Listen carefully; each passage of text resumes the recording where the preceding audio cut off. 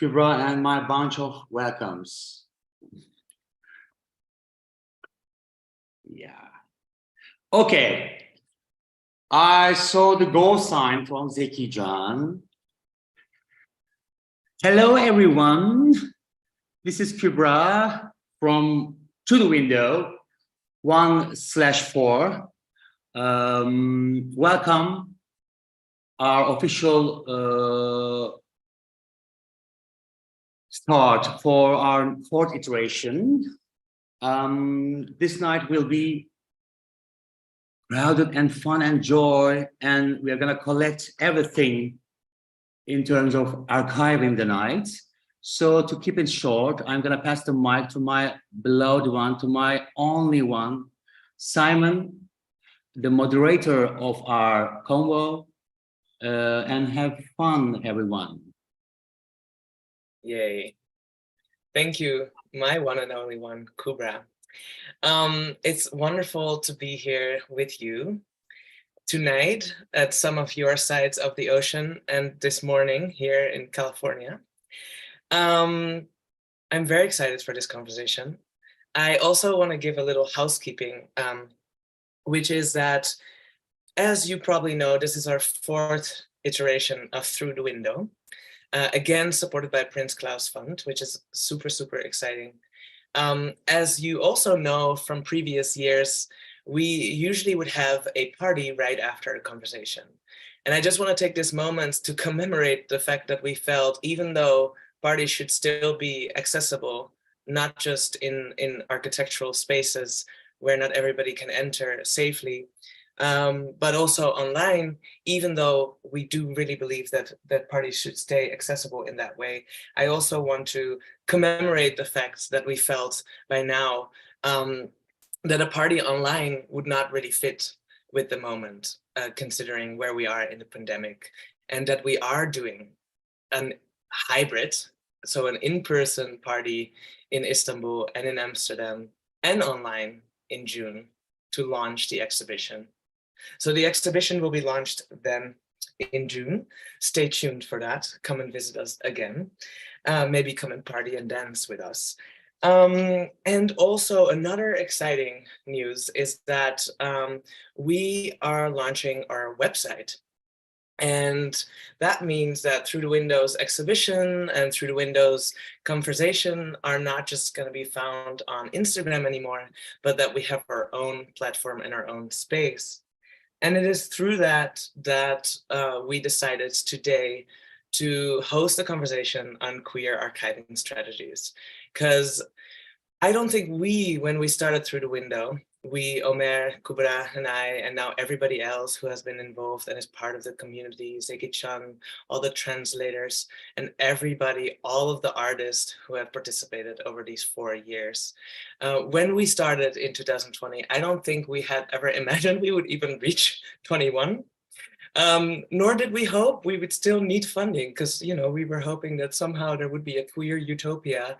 And projects like these, solidarity projects transnationally, would not be necessary at all, because national borders would just evaporate. The virus would not be around, etc., etc. But here we are in our 4th iteration, and it's been really, really wonderful to build community. And so we didn't expect that this would continue, but now we started realizing that our Instagram has become almost an archive. And the archive of Instagram felt way too vulnerable in some ways, right? Because then we are completely dependent of a company that owns Instagram. And we know, of course, that not just nipples are blocked there, but much of our life and much of our bodies are blocked over there. So we were hoping that the website, which of course also has its limitations, can become a kind of archive. And that immediately pulled us into the question of what it means to archive and what it means to want to preserve materials that show or document queer life, and what it means to do that in a way that we make ourselves in some sense visible, but at the same time fully understand the implications and dangers of visibility, right? Because by making ourselves visible, we might also make ourselves visible to the powers that be, state powers, institutional powers, etc. And one of the ways, for example, in which we have always approached this through the window is by not recording the parties. So we record the conversations, and if you do go back in the conversations, for example, to see Lalu in 2020, I think it was, or 2021, in a conversation, Lalu, who's also our guest today, in a conversation on artists and funding. If you do go back, you probably will see us, or you will hear us say often, I don't know for sure if I should be saying this out loud. And I think that tension, right, of being amongst ourselves so much in Through the Window, with Through the Window, and growing a transnational community where people in Amsterdam, Istanbul, and now also beyond, now that we have Prince Klaus Seed Awards present with us as well. That tension of creating kind of an intramural community of queer artists, nightlife workers, and thinkers, but also knowing that we are recording ourselves because we do think it is valuable that these conversations can circulate beyond those that are present or currently present, but at the same time, realizing continuously that with that recording, with that archiving, there's also a vulnerability. And so those will be some questions that we will be thinking about today. And we have three wonderful, wonderful, wonderful guests. I already mentioned Lalu Ozban, who was one of our guests earlier in Through the Window. Lani, Hanna is here, and Pamina, Sebastião. You will get to hear from them, all three of them. They will present some of their work, and we will enter into conversation together. And you also get a chance to ask questions if you want. So hold those, or put them in the chat, or pose them when you're ready. Before we dive into that, I want to say that I personally, not just through the window, but also in some of my other work, some of it with Kubra, for example, Cruising Gezi Park, have always been thinking about questions of archiving and what it means to include voices in the archive. What are the limitations of including, right? What are the structures that are upheld when we try to include voices in the archive? And it's not just me who feels deeply excited and personally related to the theme of queer archiving strategies. It's also Kubra and Omer. Kubra, so before we invite our guests in to open their mics, I would love to ask you about a trans history sung, and if you want to tell us a little bit about the project and its archiving qualities. So thank you, Simon. In 2020, when, like, as all of us, I was also stuck in a house. A friend of mine, Selin Davasse from Berlin, pardon, just told me that Volksbühne is going to start a digital season called Next Waves Theater. So they commissioned a work from me, and the work itself later called A Trans History Song. And with Onur Karaoğlu, we started to develop the project. So it's like they want us to use different channels like Zoom, Instagram, Facebook, TikTok, kind of those social media channels to develop the work and show the work. So we choose Instagram for A Trans History Song. And then we said Kübra Uzun is going to have a live performance on that date, on that account. So if you follow, you can watch the performance. So that was the free tickets. Followers following the account is the free ticket for the performance itself. Then the night came, and I had a phone with me. For 1 hour, I tell my story, our stories about migration, transition, and so, which we mostly have the same stories like in between. Then at the end, I said, at the very beginning, I started like, I'm going to move to Berlin tonight, and no one knows that I'm now saying that I'm moving, but it was all fiction, but everyone believed.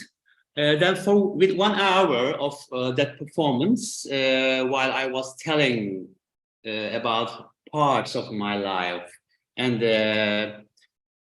things that I have faced with, at the same time, the posts started to post on the Instagram account with the visuals and the texts about me and people around me. So, so it was just like building a monument together with the posts and the live, and with the chats, live chat that people writing, and with the other camera. At the end, the 5 channel just collected in one as a work, and we sent it to Volksbühne, and they showed it in like after 1 month. So Transitory Song is a monument, is a collection of memories, memoirs, as a collection of phobia, everything that we faced with, every joyful moment that we have, togetherness, and the things that makes us us. So everything at the end as a monument were on that account, and still, because I'm moving to Berlin. So I want to leave this profile behind me as a monument to everyone that I know, or to everyone that watching this live performance, as a gratitude to myself and to everyone. So in terms of archival, this means that to me, like the monumental of that profile, the transformation of that profile into a monument. When we look further after years, it's still there. The live performance is still there. The things we post still there. And you remember those moments that you had with me, that you listened, that you had fun with me, or that you cried with me. So yeah, we transform a social media tool into a monumental tool, as an archive that we can always go back and check and remember. And so yeah. And the link was just posted.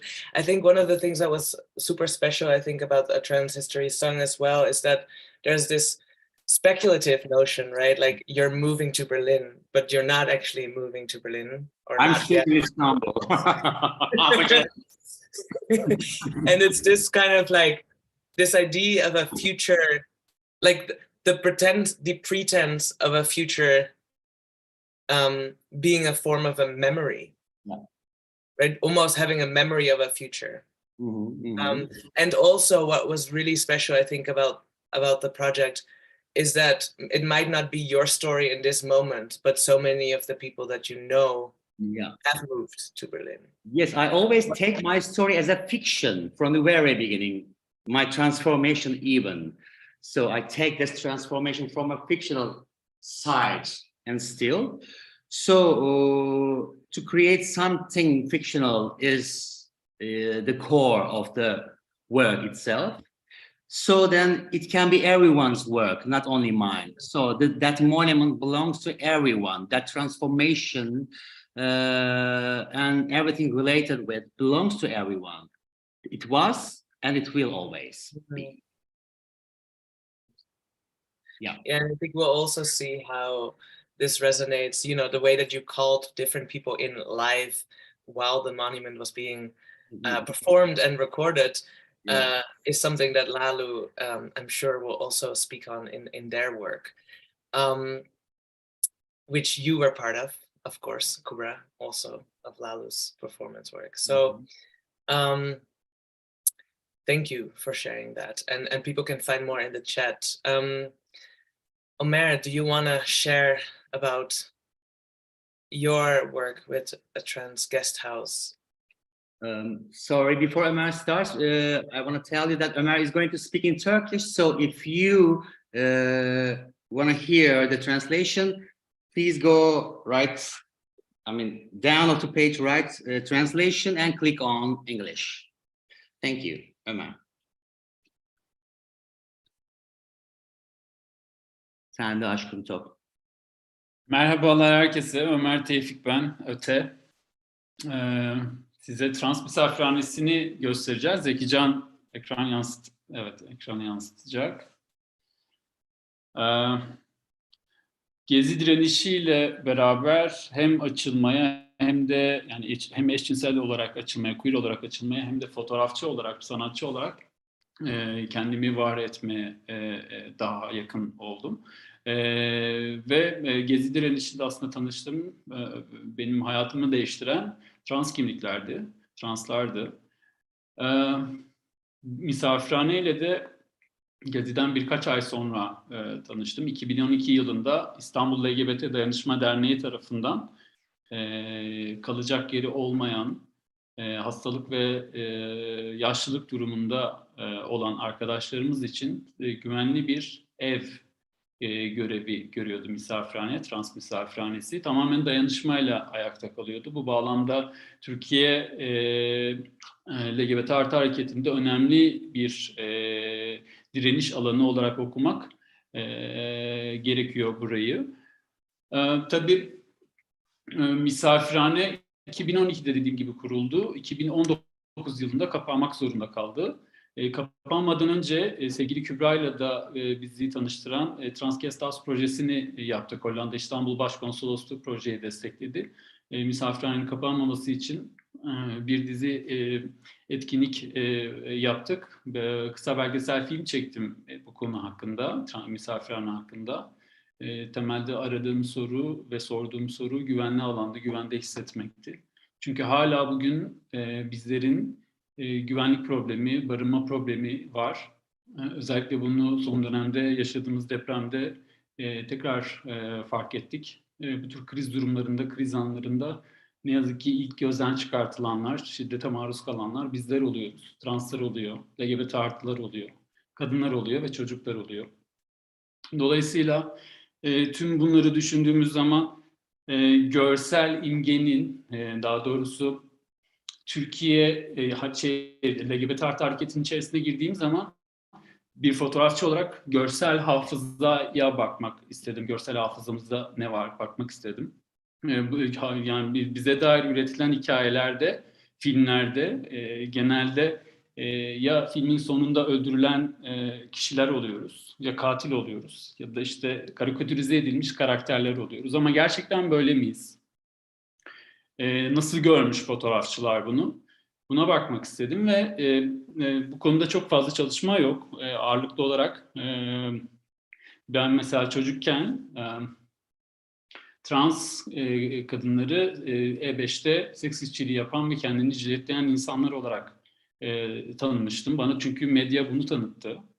Fakat büyüyünce aslında işte Gezi direnişinden sonra o tanışmayla beraber aslında bambaşka bir gerçeklik olduğunun sadece mağdur hikayesi, seks işçiliği ya da kurban profiller insanlar değiliz biz. Bizim hayallerimiz, umutlarımız, heyecanlarımız var ve bunun için çaba sarf eden, birbirimizi korumak için, birbirimize güç vermek için çaba sarf eden, alan açan insanlarız. Haliyle bu fotoğraf serisinin olması kıymetli. Şöyle bir anekdottan bahsetmek istiyorum. Türkiye'de daha önce yani 90'larda Halil Koyutürk diye bir fotoğrafçı var. Halil Koyutürk'ün TS albümü çıktı. Bu albümde birazdan linkini sizlerle paylaşırım chat kısmında. Bu fotoğraf kitabında bizler ya translar karikatürize edilmiş şiddetin bir pornografisi haline dönüşen imgelerle karşı karşıya. kaldığımızı gördüm. Çünkü şöyle bir eğilim oluyor. Eğer mağdursanız satılabilir oluyorsunuz ya da kabul edilebilir oluyorsunuz. Dolayısıyla o mağdur kisvesi ya da özne olmayan bir başkasının ürettiği perspektif aslında bizi dışlayan bir yere doğru gidebiliyor. Dolayısıyla bizlerin bu hikayeleri anlatmasının, yani öznelerin bu hikayelerimizi anlatmasının bir kıymeti var. Çünkü perspektif özneyi belirliyor.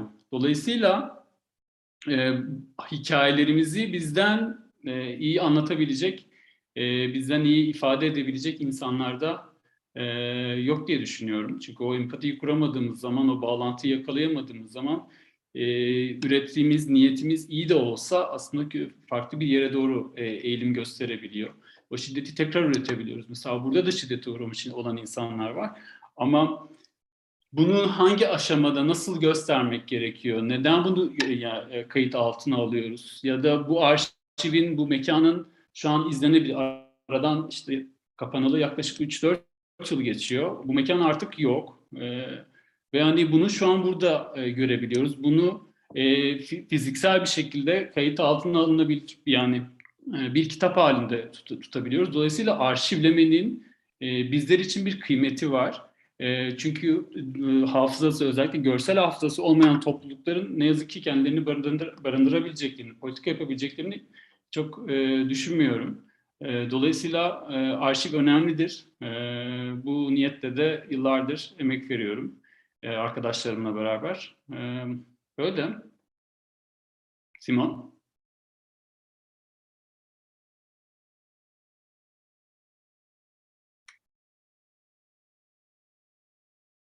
Thank you, Dires. Thank you so much. I'm just looking at the images still. It's really wonderful. I really encourage people to also check out the book. It's really, really beautiful to have it in hand and to flip through the images. The materiality of the image comes through so differently when having it in the book, which we might just talk about in our conversation. You know, what it means to have these materials both online, what it means to have these materials while hanging out with your friends, as you were saying, Omer, and to have them then circulate, for example, as a book, which in the book, they get a different kind of authority almost, because it's like a collection then, right? And so these ephemeral moments of just being with your friends become so different when in a book. And that's sometimes what archiving does. And I think we might be talking about that a little more in our conversation. I would love to invite Pamina Sebastião. I have been so grateful and excited to get to know Pamina's work as a Prince Claus Seed Award.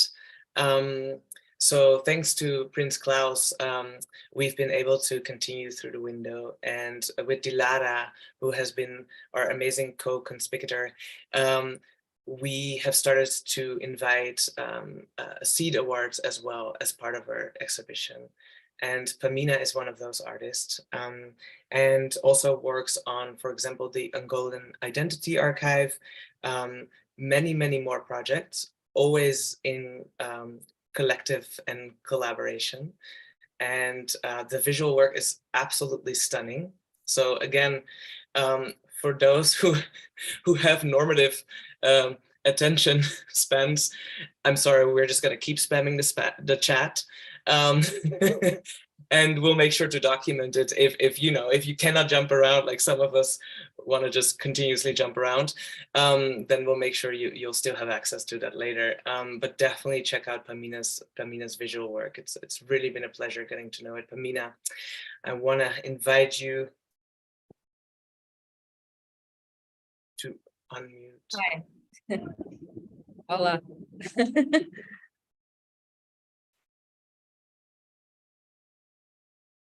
So I already have a lot of questions. I mean, you already left a couple questions. I don't know. Do you have a specific one for me? Do you want me to? Yeah, I would love for you to tell a little bit more about your work, Pamina. I know that the Angolan Identity Archive is not as prevalent to your work as it was maybe, but maybe it would be in this context really interesting to hear a little bit more about that. And then of course, I would also love to hear about So Belo Mesmo, if I say it correct. Your current Yes, you did. You did. So, hi everyone. My name is Pamina. I'm from Angola, and I live in Luanda. And basically, the Angola Identity Archive. It's something that we co-created in 2017. The whole idea was, to be honest, was to collect a lot of the moments. Let me go back. So basically the Angolan LGBTIQ movement started as many African movements started linked to HIV, or many of our movements, to be honest, started linked to HIV in 2013. So it's pretty new. It's like 10 years. And as a movement, it started in the past, I want to say 4 to 5 years. And when I say as a movement, I'm saying beyond central organization. I don't know if you guys have that reality as well, because we started with one organization, and from that organization, people started thinking outside of the box, and also thinking that a lot of bodies were not being represented. So they created other collectives and other organizations. So that's what happened with me. I felt at the time, I identified myself as a bisexual cis woman. I no longer do. But at the time, I was feeling that a lot of LGBTQ women didn't have the space. And to be honest, at the time, we were thinking LGBTQ, but we also incorporate LGBTIQ because it was a very gay-centric movement, you know? And at the time in 2017, the idea was to create an archive because we wanted to collect almost everything that was done so far when it came to movement. Because for 10 years, they were already happening, the parties. Although the more political, I want to say the more human rights oriented started in 2013 because it was linked to HIV.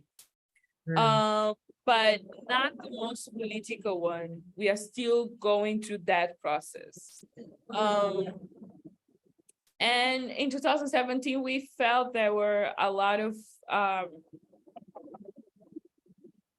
bodies that were not represented, but also we felt there were already enough information for us to say, hey, we are here and we can prove that we are here. That was the first response. That's why we started the archive in the first place. We wanted to collect everything, all the parties, all the gatherings, the informal gatherings that we had in our houses, in some spaces, public spaces. There are now references to us. We wanted to collect all of that, the stories. So we started with videos, we started collecting testimonies, we started doing our own content. And it was also a response because Angola is very isolated from the region. It was also a response to the regional movement because there was a very few Portuguese content, queer content in Portuguese. Fast forward now, we kind of, and that happens a lot with organizations, we got stuck into doing a lot of activity response, based projects. So what I mean with that, we got stuck, and I hope we have the opportunity to talk about this. We got stuck into the frame log activists, the model activists that we are facing right now, that make us be stuck in this cycle that it's impossible for us actually to imagine and create new ways of existing in the future, to be honest. And what happened is we started doing, and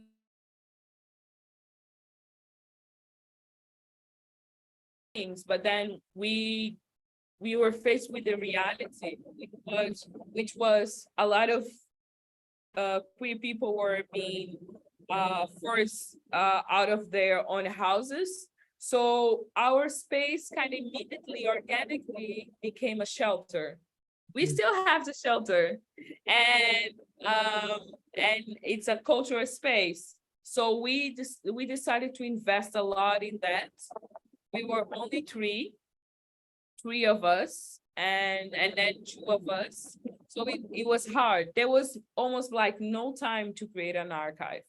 So basically, we are going back to the archive this year. And I'm so glad that I'm no longer doing the managing program.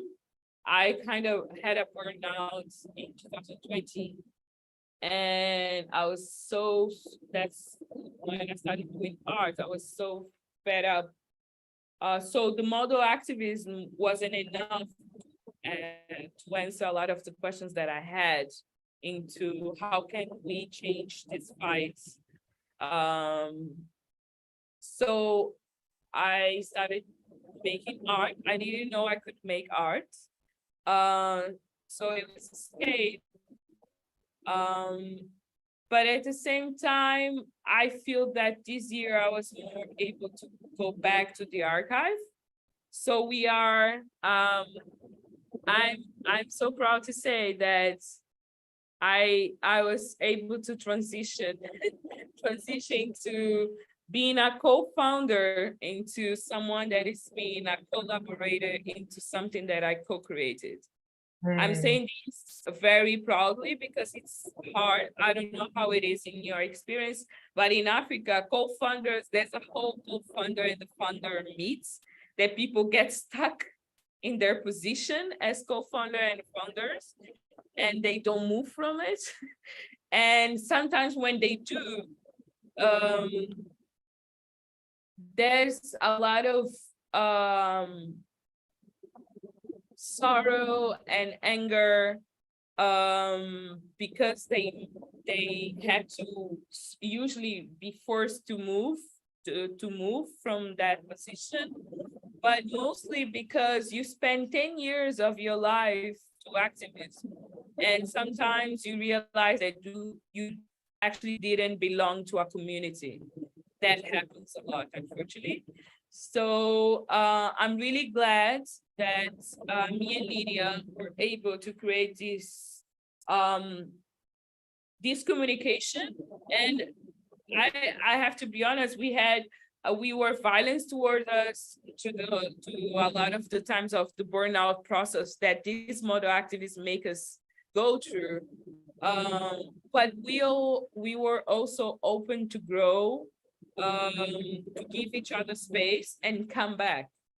So I feel very fortunate to have found someone that we can go back and forth, and that is actually now my family. And I'm going back to the archive as a collaborator. So I'm pretty excited for that. And I think this time around, the archive, it's becoming, so in between those years, we were able to translate the Queer African Reader, which is a huge reference book in the region. and we were able to do a couple of things when it comes to content, but not a lot. So we are pretty excited to do two things. When you were asking what is our archive, I was thinking about it. I really liked the conversation that we were having. And for me, it's this emotional journey of our history. But I just don't want to, right now we are trying not to be a chronological thing, but actually an emotional journey. We are still trying to figure out how to do that. And also, my question would be, when it comes to the fight, when it comes to the archive as a tool for advocacy or to social impact, can we actually create empathy to the archive? That's my main question, because I feel like empathy, for so long, we have been using intersectionality as a concept, as a tool for our fight, and I don't feel in a practice life intersectionality works. So I have been more and more curious to explore empathy, either in arts, either as an imagination, either as a metaverse where every mushroom is impacting to each mushrooms. I don't know, but see empathy as a tool, and maybe archive can, because I don't feel that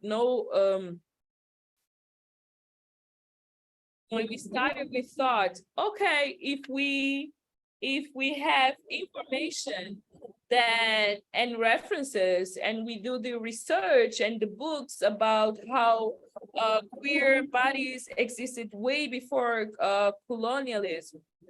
So the myth about queer being an African thing is going to disappear, because we created content, because through the archive, we created this space to do a chronological go back to the past. But right now I feel it's not enough, because we can see different examples of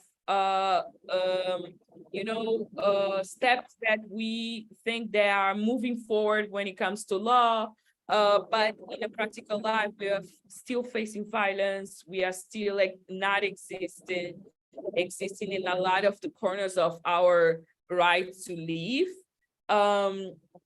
So I'm moving towards empathy, because I feel probably empathy can change people's hearts in the long run. And that's what I feel that probably need to focus. But let's talk about it. So I'm gonna stop here. I'm really interested also in the idea of like giving up the sort of search for the pre-colonial identity, like to go back in time, and like that, how that also upholds a kind of linearity, like a loyalty to linear or chronological archiving. Before we give Lalu the stage, because I just want to have us all be in it, and then you all can riff off on each other on all of these questions. I just want to ask you, Pamina, if you want to share a little bit on So Belo Mesmo. Sorry, I forgot about that. So thank you. Basically, So Belo exists because of I burn out. Basically, I burn out from this activism, and to be honest, I was in the feminist movement here in Angola, which also started very early, like it has 7 years. So everything is new at this point here. I don't even know if we can call it a movement itself, but there's a moving towards creating a collective thinking and consciousness. So basically what happened is I stopped believing that intersectionality was something that could be used as a tool for the feminist and LGBTIQ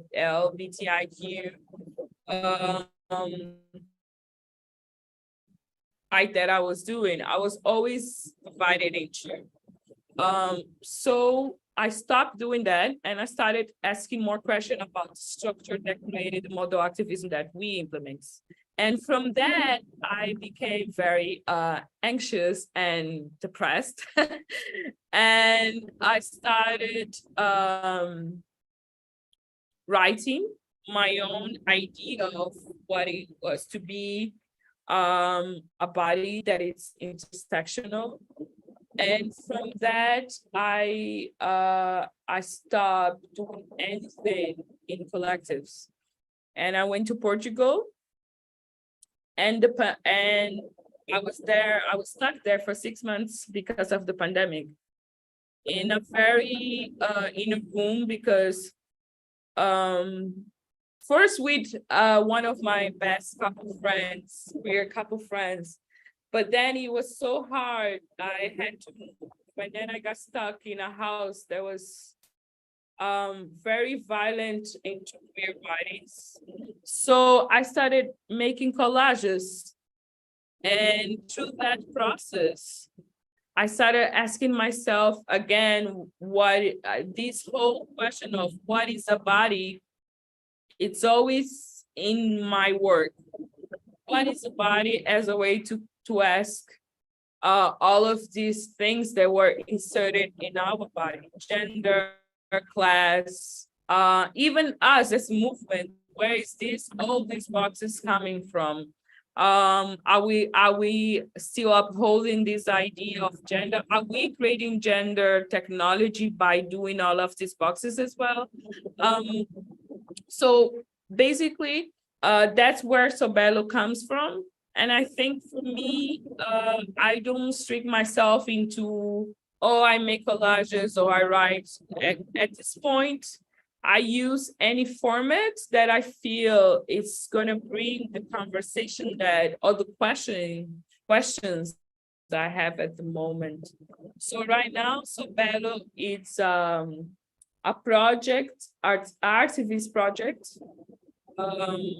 And I consider an archive because it's me going to the depths of my body and trying to kill this body and trying to imagine how to create another, I'm gonna say corporeal, because right now I don't have other word to it for that, but corporeal way of existing right now it's mushroom and plants.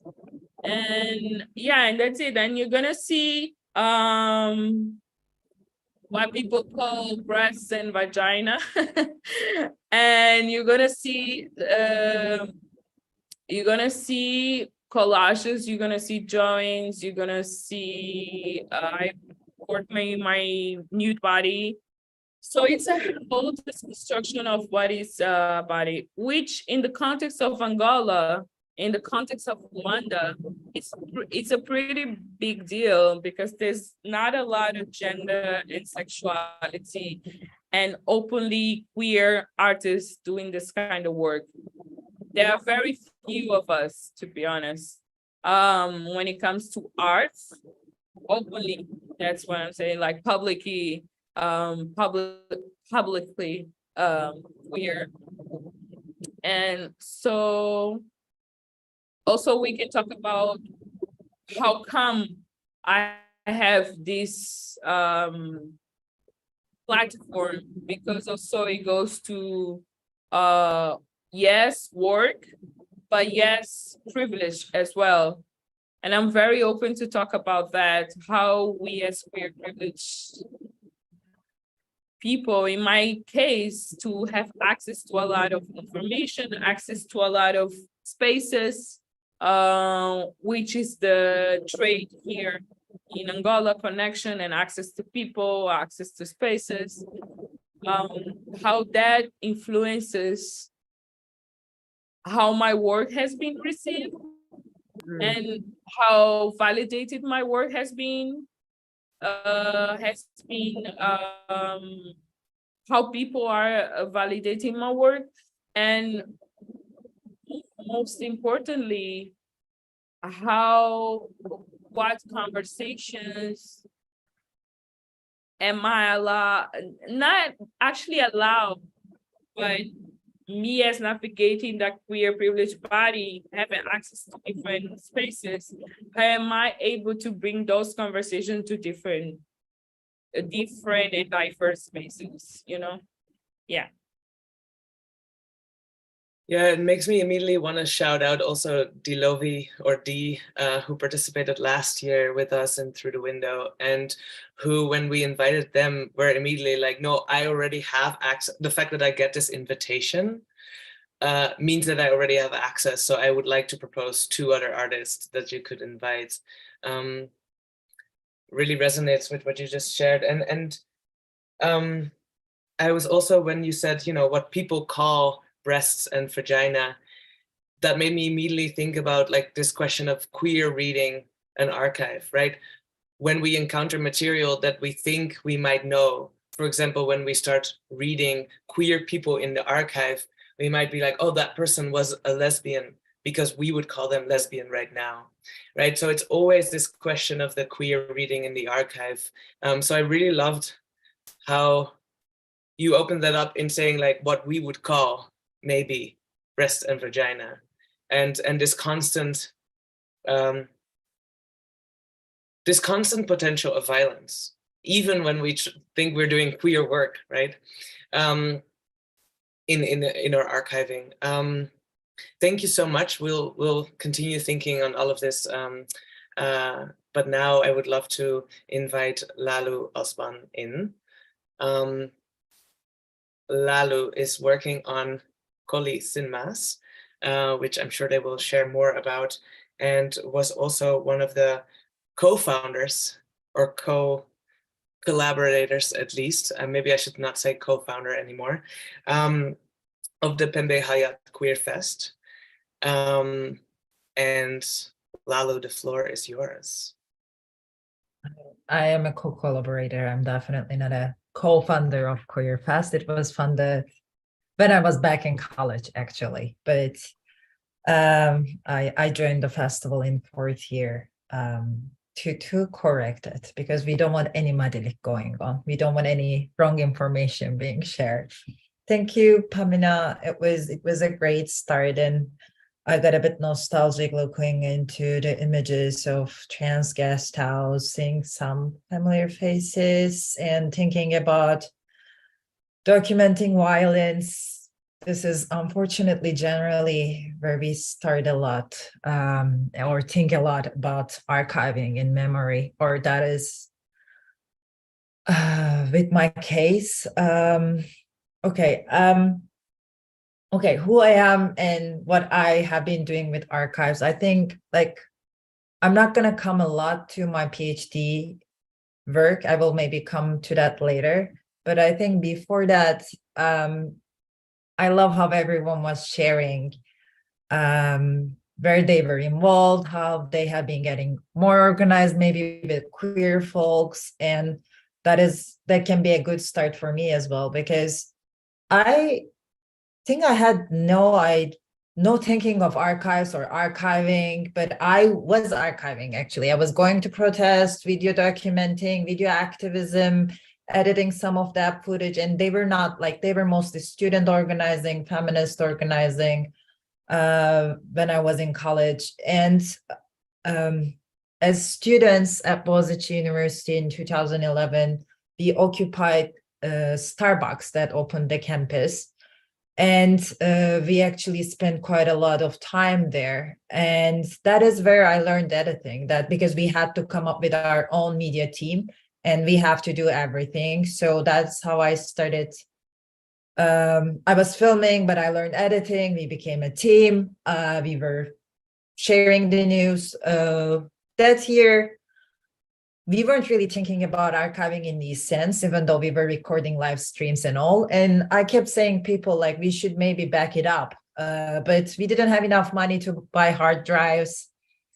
And that year, my computer got stolen. So we lost, I backed up some of the stuff in my hard drives, but we lost most of the stuff because it was some of them were only in my computer. So I think that's where I started to think more about archives, when I lost some of it. And it was not just something personal, but it was something very collective. It was something about the history of student resistance, and now looking back what is happening in Boğaziçi and what has changed since then, especially with student mass incarceration, mass violence, police existence in campus, like academics being purged from their positions. I'm now talking about a different period, I think, when protests were rising and we were documenting, and now we are at a different moment.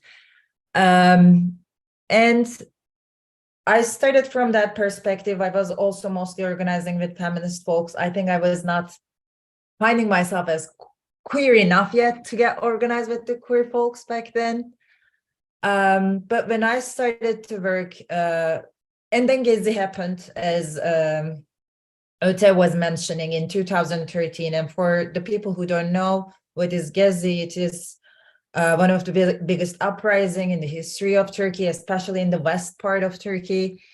And it was a grassroots organizing and a massive uprising, a moment, I think, that has changed the public existence of LGBTI movements. And there were a lot of folks documenting and archiving the movement by that time. And some people uploaded, like made this amazing, huge torrent archive that everyone could download, the GaGa archive. And that moment I was like, wow, in a country like Turkey, which we have almost no access to any archives, and archives is always about the big archive, the state discourse, or it wasn't something I felt like I could reach or I could get into, or that was mine. And like archive with capital A and history with capital H is always about the histories and archives who are in power position. And for me, that torrent archive was, I think I was really naive. I was believing, okay, now in Turkey, we're gonna remember everything because we have this counter-hegemonic archive, counter-institutional archive. I even have the archive. We have the documents. And then I went to my master's in London that year, and I ended up studying archives, thinking about archives. Yeah, and when I came back to Turkey, I started to work in Pembe Hayat, which is the first trans and sex workers' rights association in Turkey, founded in Ankara in 2006. And I was working for the Queer Film Festival there. So I was thinking a lot about queer archiving. What does it mean to archive in queer communities? What kind of archive we have in Pembe Hayat, and all these questions, because, yeah, and the lack of it. Today, I was actually thinking to show you a very short video that I thought that might be relevant to share. And I think I actually will do it. But to give a bit of a context, why I'm sharing these videos is, I think when I'm thinking about archives, and still, especially in academia, I want to expand my understanding of archives, and I did it throughout the years, I think. But there is this big archive in my mind. Sometimes I'm going back and like trying to deconstruct and unlearn a lot.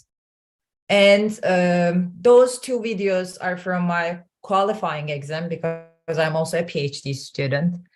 And there I was thinking, or visually exploring the idea of, there are, of course, principles in archival science. For example, provenance is something that is really important. And what is provenance is the fundamental principle of archive. It refers to whoever created and received the items in the collection. So what does that mean now if we think about queer archives and the value, like what kind of value we attached to these records? And in general, it is about administrative, sometimes it is legal, fiscal, historical information, but what kind of value we have with those archival materials. And I just want to say that the second video is about, I collected some footage and images of a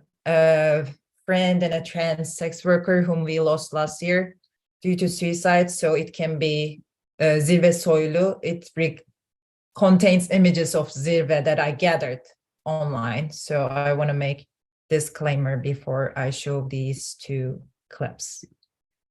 Yeah.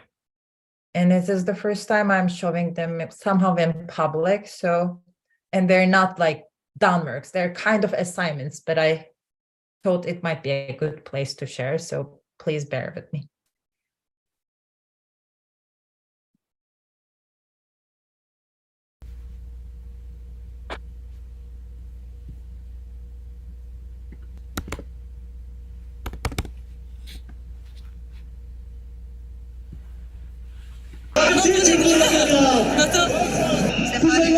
Savaş, işkence, işgal, birbirimize yardımcı olmaya devam edeceğiz.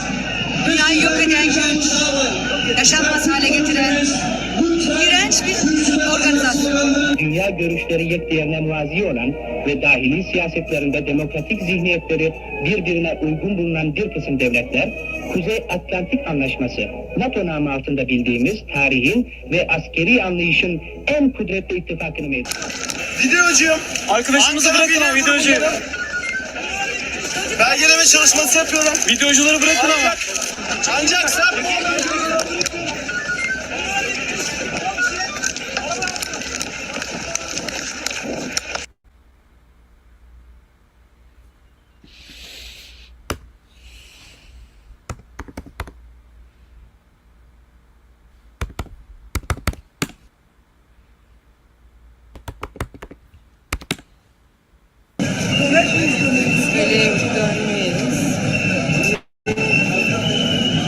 Allah, çekinmeyin.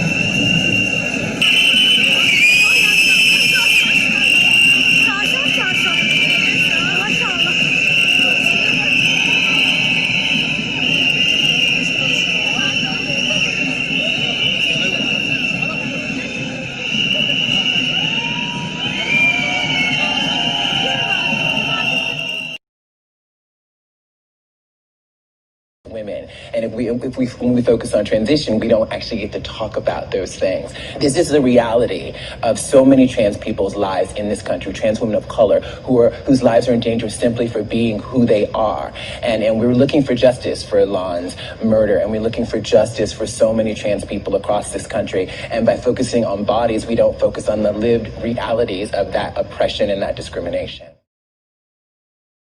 Merhaba, ben Zirve Soylu. Birçoklarınızın bildiği gibi bir seneden beri çetelerle mücadele ediyorum. Evim basıldı, şiddete maruz kaldım, ayağımdan yaralandım, dişlerim kırıldı, yüzümde kalıcı dikiş izleri oluştu. Birçok kez de kolluk kuvvetlerinin ilgisizliğine maruz kaldım. Şu an pembe hayatla devam ediyorum. 12 Şubat, Cuma günü saat 9'u çeyrek geçe Küçükçekmece 21. Asliye Ceza Mahkemesi'nde hepinizi bu davaya sahiplenmeye bekliyorum.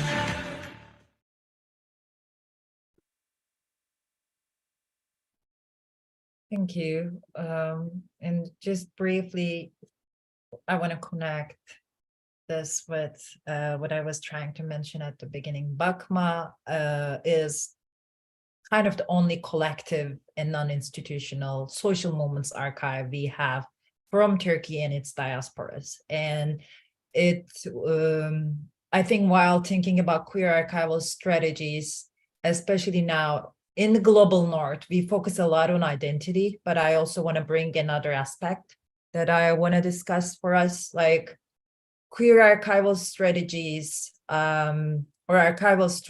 or who has right to document, who documents whom in what ways and shares in which platforms is really an important question for me. And I want to appreciate those anarchist folks, those leftist folks who have been documenting feminist, trans, queer movements before we even realized that we should be doing this. And I think we're, of course, there are people, I think, who just documented, take them away and went. But for folks in Turkey, we also have this constitutional copyleft material that we can use in these archives that we might not even be thinking that they're materials about us. They're materials that we own, that there are histories. And with this video, I was just thinking it was 2004, but video documentarians have been arrested and they are still being arrested. Hard drives are being taken into custody, as it happened a lot in like Kurdistan and Kurdish movement, to their archives there, but also to other many counter-institutional archives and archiving practices in Turkey. So, and about Zirves, when Zirve died last year, I was preparing these exams, and I kept thinking about who will own Zirve's OnlyFans archives, like OnlyFans. And these are all the materials I could reach from online. I didn't reach out to any folks that I know common friends as well. We met in Istanbul just before that summer.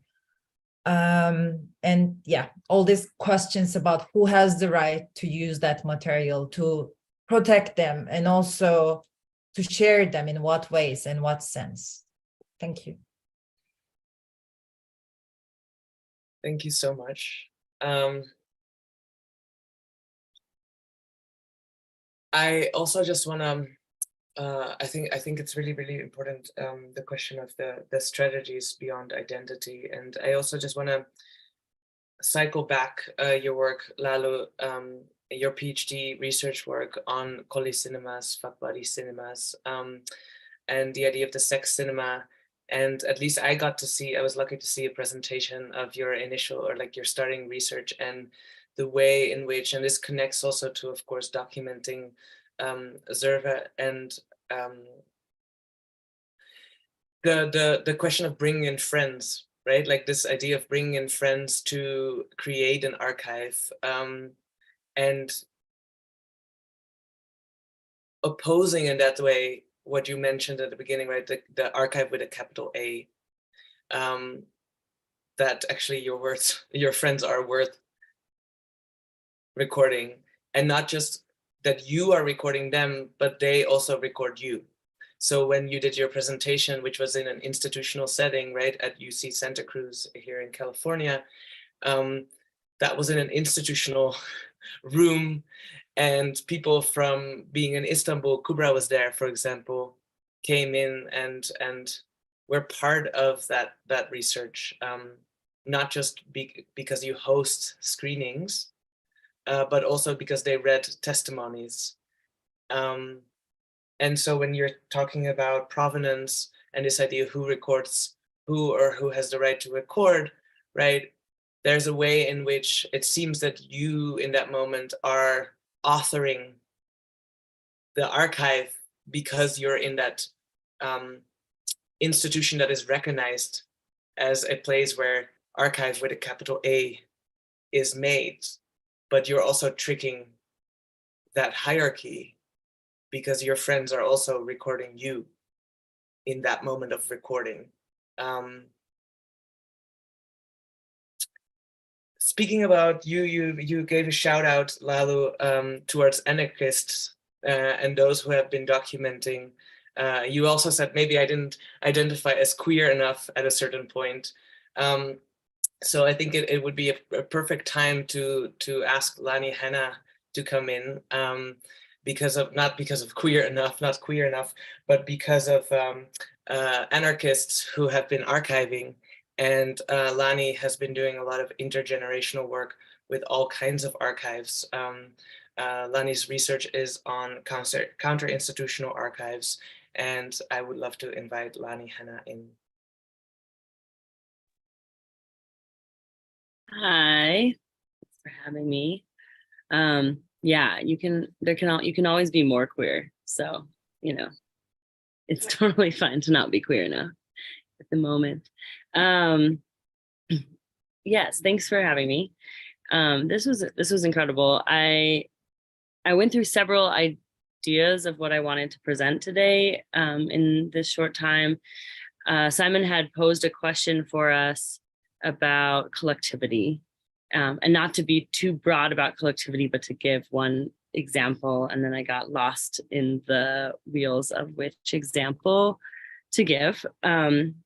Like Simon said, I have done a lot of work in building counter-institutional archives and working with them, building programming around it. I also am doing scholarly research in that vein, but I wanted to move away from that kind of and think with just a happenstance archive that kind of fell into my lap this morning as I went down this rabbit hole. And I kind of think weirdly perfect for what we've been talking about.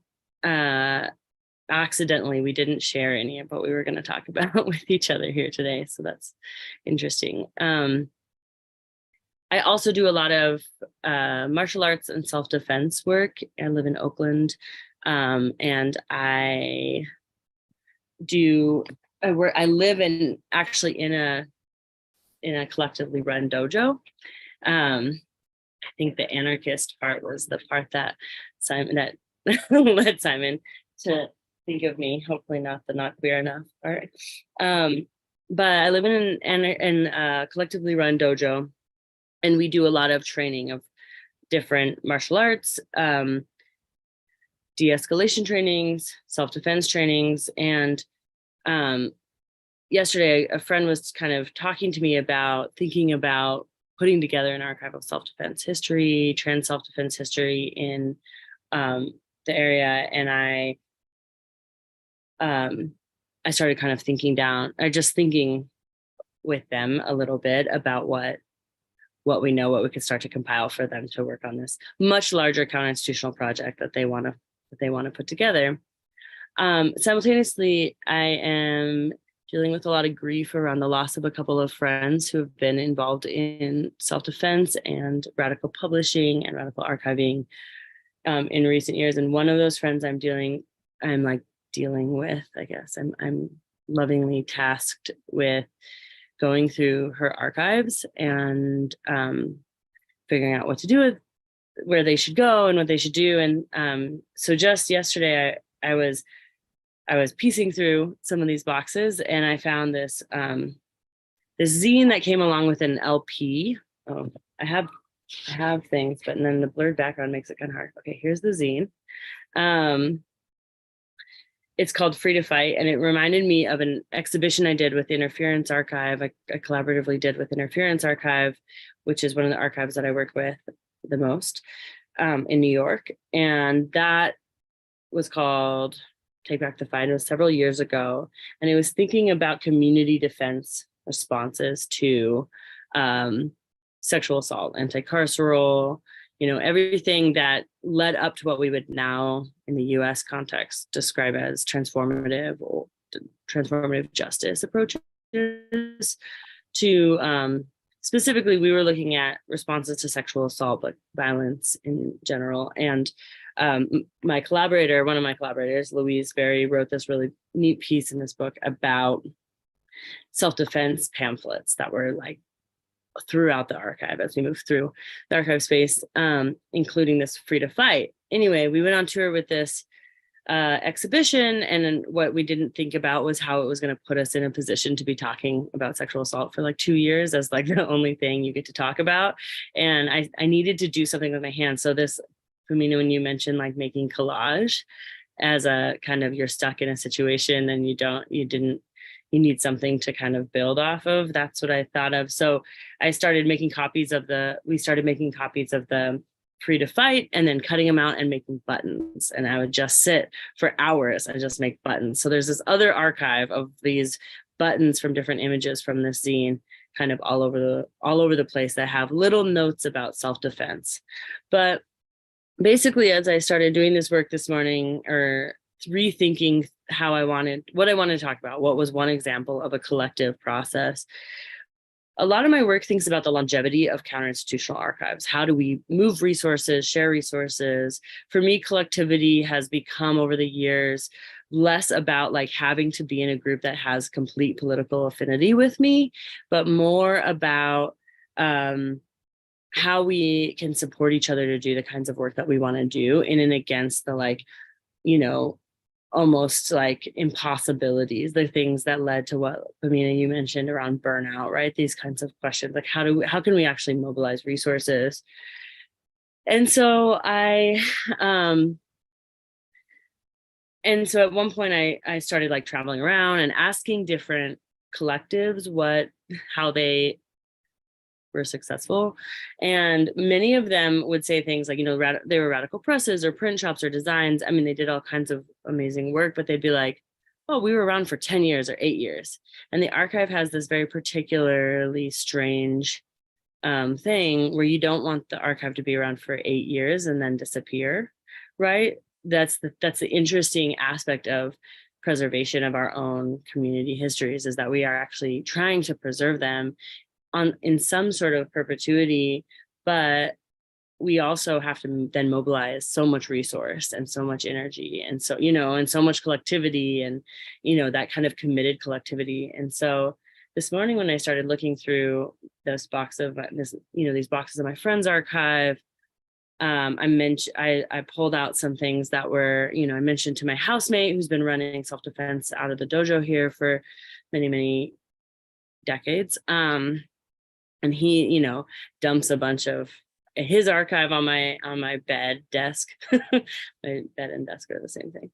And then I have, just this like kind of like I'm pulling my old work. I'm thinking about these buttons and I'm thinking about kind of the collective energy that's gone into building these kinds of community support and defense networks. And this is, specifically speaking to the kinds of violences that we're facing, which we've all spoken to a lot here today. And that are overwhelming us, that are like making us feel alone and lost, and and then we're also then grieving alone, or feeling like we're grieving alone, having lost friends to so many different types of violences. So I just started to wonder, like, rather than trying to, just this morning, was like, rather than this kind of obsessive draw to like preserving in one space, which I still, don't worry, I will still probably forever be obsessed with that. That's what my PhD work is on even. But I started thinking about like, what does it mean to just give sort of homage to the collective amount of material that leads to what we know and how we can do, like the fact that I can walk into any space and teach a workshop that is so that the curriculum is built. I can be called into a space and teach, de-escalation or certain self-defense through my training, through my teacher's training. And then of course, when I'm looking through the archives that my teacher dropped on my bed this morning, I find this curriculum that is from 1940. No, damn, you can't really see it. How do I don't know how to unblur. So anyway, it's a typewriter piece of paper, so it's not that exciting anyway, but it's from Helen Carollo, who's, a teacher, who's one of the first teachers in the Oakland area to ever do women's self-defense in the 1940s. And that material then gets turned into all of these different kinds of segues. I, was talking recently about reprint that we did in the book for Take Back the Fight, Aiko, Nishimura, who was a Philippine martial artist who built like a really incredible project called Ruckus, which is a collective project for self-defense for Asian Americans in the 90s. That has continued in the US context to be super pertinent today. Aiko is no longer with us, but people who trained with Aiko still are.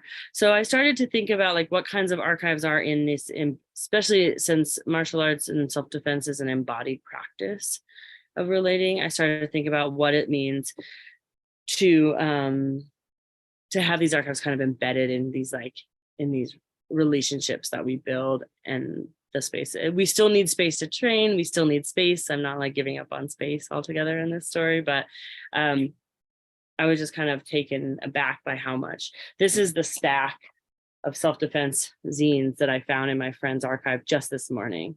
And I only got through one box of material. So this is like, 3 decades at least of material of thinking through self-defense. And then the last one I wanted to end on is this very recent 2021 piece that was done by Trans Fighters, who are a group that also trains out of this space that I live in, the collective space I live in, and is doing really amazing work. And they recently just lost one of their teachers as well to the many violences that we face that lead to the decisions that we make. And so I think it felt pertinent for me to think about this. And then as soon as I did, there was an archive littered all over my room. So that's what I wanted to show you all today. I could talk about other things, but that's what I have. Thank you so much. It's really evocative. I want to tell everybody that we should ask each other questions. But one question that immediately rises from from the three of you, right, is and something especially now that you were kind of like bringing it all together, Lani, for us, is this question of if you can share on like strategies of finding material. So for each of you in your own context and in your own practice, like we're often like queer theory is quite obsessed with the idea, like, and Pamina, you mentioned this as well, like it's not there. Oh, it's not there, so we should fill the archive, right? We should find the voices that are not there. And of course, there's also a lot of speculative work on this, right? If we do not have archives, if we do not have certain archives, we should just make them up.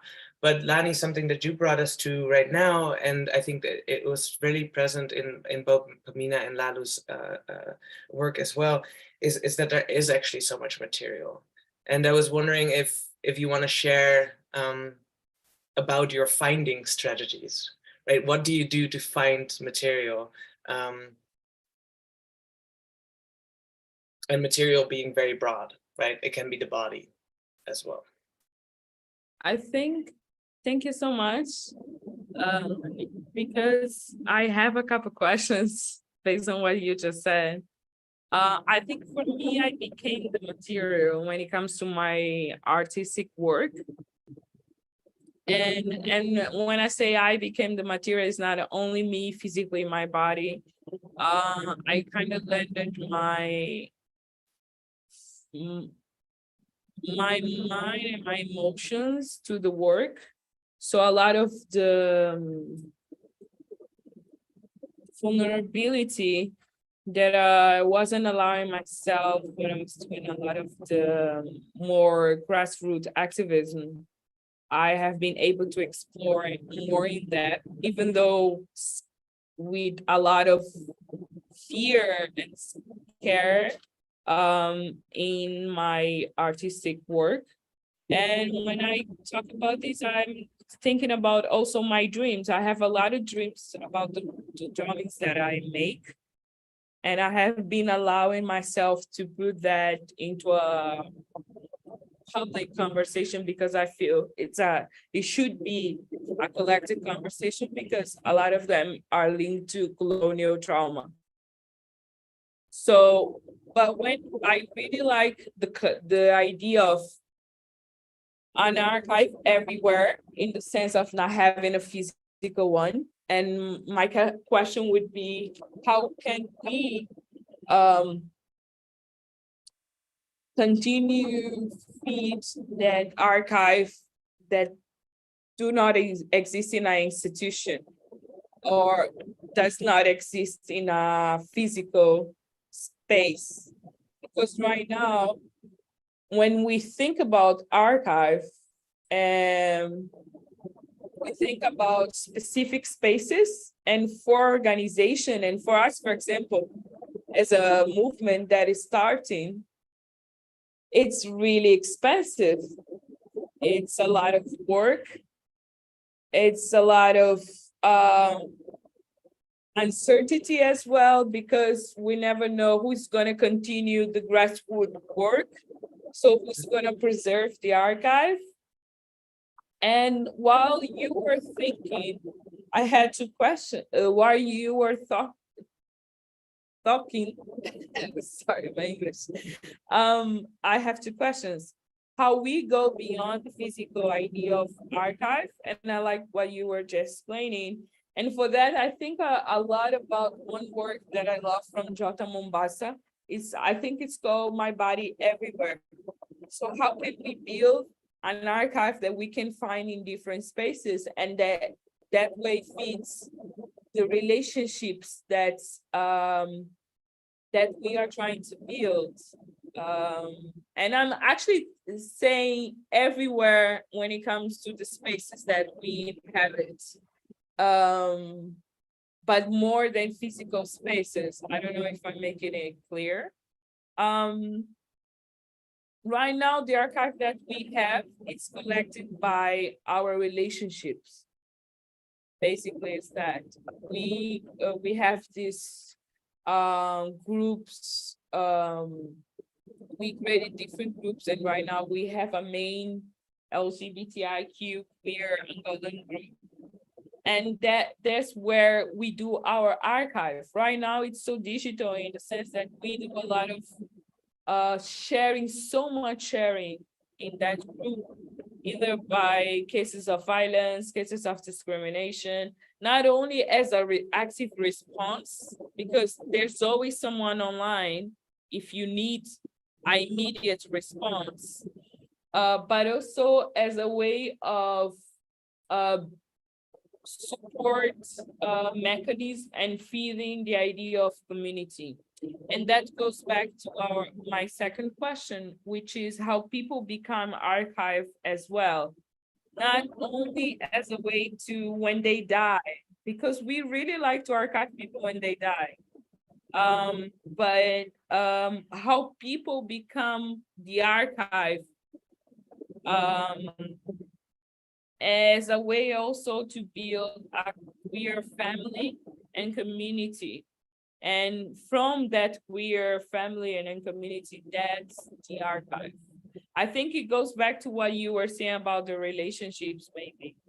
So yeah, I find the materials in my relationships, in my relationship with myself, and the continuous work and struggling that I'm going through.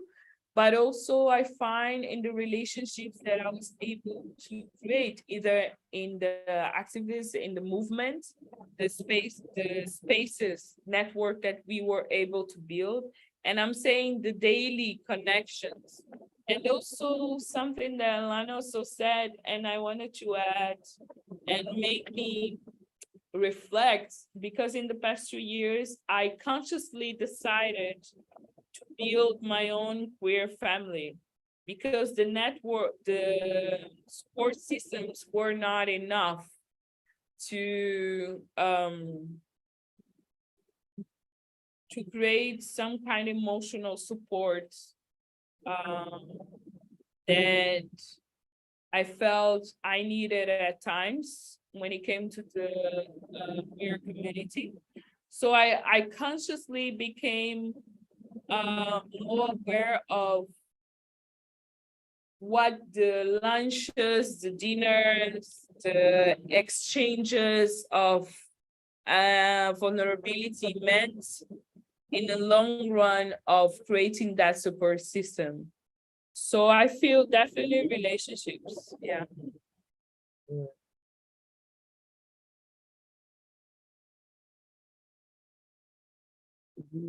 I can also respond to that question. Thank you so much, Pamina. Yeah, no, I describe my collecting process exactly the same way. I describe it as hanging out with my friends and the people that my friends know and then who I know, because almost everything I'm actually interested in just comes from these sort of accidental moments of sharing material or learning a thing. So it's the same collecting method, which is just hanging out with other queer folks and other folks and getting to know. Yeah.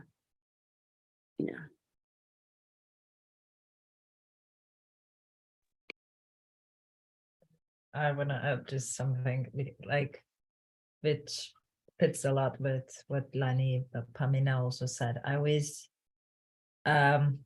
thinking a lot about bodies as archives and how trans and queer bodies are archives in themselves, but also bodies as in the body, like the friend as archives. And I think that summarizes that discussion pretty well. And that also, for me, it was a way to think differently about archives, even the idea of archive that I had in my mind, and try to unlearn it.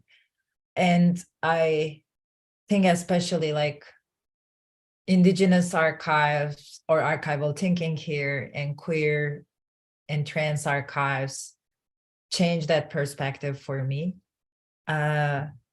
Because like indigenous archives, that thinking space as archive or land as archive, and like how we shift the focus from just the material and we value, like, because the whole idea of archiving that I'm trying to unlearn is about the spaces, about the institutions, about the materials we gather.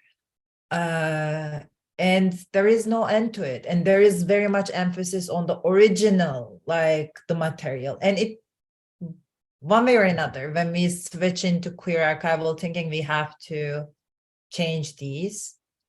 It doesn't really, I mean, what is the original? Do we need to keep the original if we don't want to? And I see body as a space, and I see bodies as the archives. And for me, it is not just the rhetorical thinking. I'm trying to practice it. And I think we are practicing it different ways. I kept thinking about when I was working in Pembe Hayat, especially, there were a lot of living library. Trans people were going into like universities, and you are the living library. So students get to ask you, Yaşayan Kütüphane. That was such a common experience for a while. So I think that's actually just the material actualization of bodies as archives, and how trans bodies hold, and how bodies as archives change constantly. Yeah.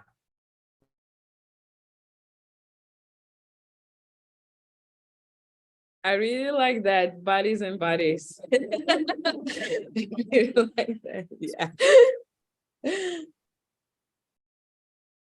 Yeah, that's really, really amazing. I want to start inviting questions in also from the audience, and also I could continue asking questions, but I want to make sure that you are able to ask each other questions as well, knowing that everything you've said is already a question to each other, right? Like, that's at least how I'm hearing it. I have a question. Great.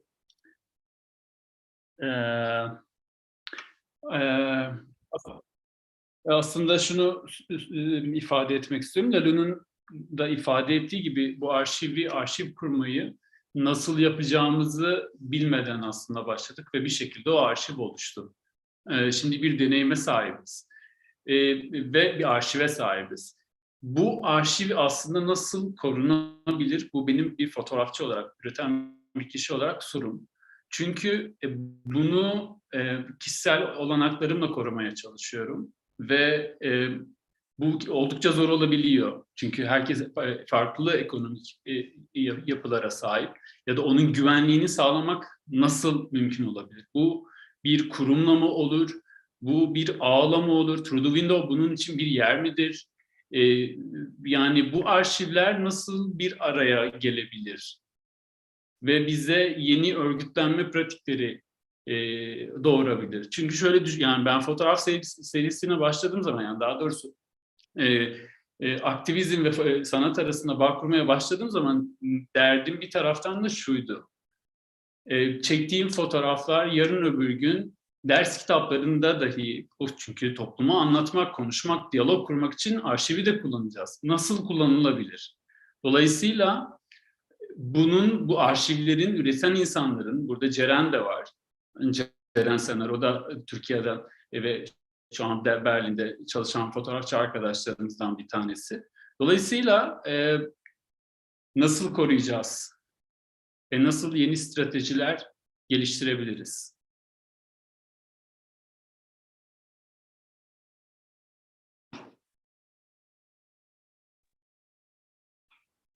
Just go, because that has, yeah, that's my ultimate question and ultimate dream, I guess, having even though I love everything fragmented, at some point I realized, so,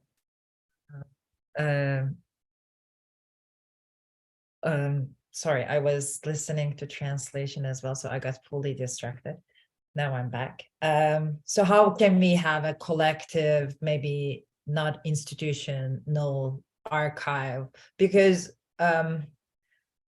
like as you were saying, you now try to preserve your stuff, but your stuff is never about just yourself or your artistic, like it is about the collective history and memory, and we want to use them in different ways. And same goes for Ceren or a lot of the artists and filmmakers, but not only activists and videographers. And I really want at some point for people to gather and really talk about it, because technically also it is, I am like, Bakma is always my first to-go spot, because they also created this structure which is not institutional, and they're also a small group who have been, I think, always like partially queer or perfect allies. And first we can think about those spaces and what we can put there, whether we want them to be accessible, how we can use the already existing ones, but also at some point, yeah, maybe to imagine and get more organized about the features of it, because now we really have archives, trans queer archives, Lubunya archives in fragmentation everywhere. And that's also a question, should we gather them? If we gather them, there's another responsibility and a thing, but also like personally, they're more vulnerable. But because if you lose your hard drive, if you cannot back it up, then we lost everything. And that happened a lot, and that keeps happening a lot. And one thing I'm constantly going back and thinking about queer and trans archives now is like, does people back up their Twitters? Like, because all the discussion now is going through Twitter. Like, and some people say Beren Azizi is doing that in Beren I can't, but I don't know, like all these things about how we collect the histories now in the ways we are creating them. Yeah.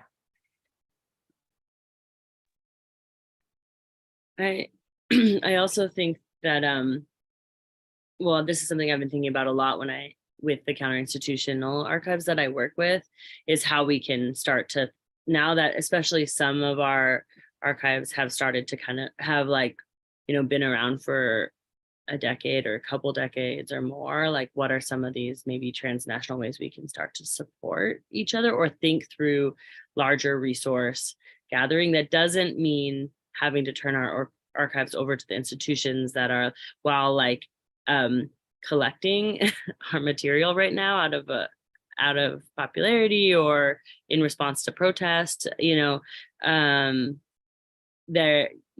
there's major questions about what you lose as far as context and autonomy over how the material is used, right? There's like a lot of distancing from the people that the archive is made by.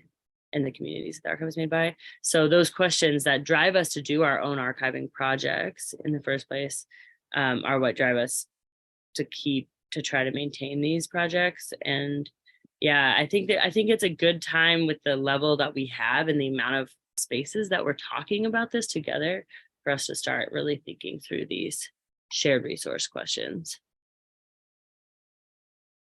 I think for us, we are, I think at the very beginning, it's been 5 years and now we are rethinking how we want to, we started as a digital one with, my main question right now is just always resources to maintain physical, because we are thinking about doing a physical and a digital one.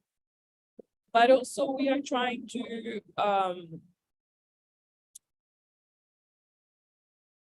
make it a contextualize into Angolan a reality, which is storytelling is very important. So when I was talking about people, so we are trying to see a way to incorporate storytelling as a way to maintain the archive. And it has been a lot of very difficult to create generational conversation between the older queer people and the new activist grassroots queer generation. So we were thinking that one of the ways besides only thinking about the digital and the physical way, which is going to be always difficult for us if we don't have funds, is how can we preserve this cultural aspect we still have in our country, which is storytelling. But again, making the people the archive, those bodies the archive, and building that, that closing that gap, but at the same time, making those people the people that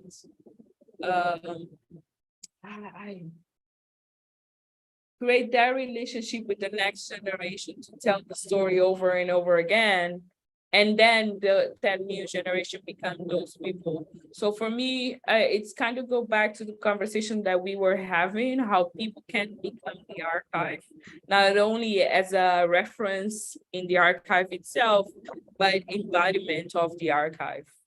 And for us, the storytelling, it's going to be one of the ways that we want to have a response to it.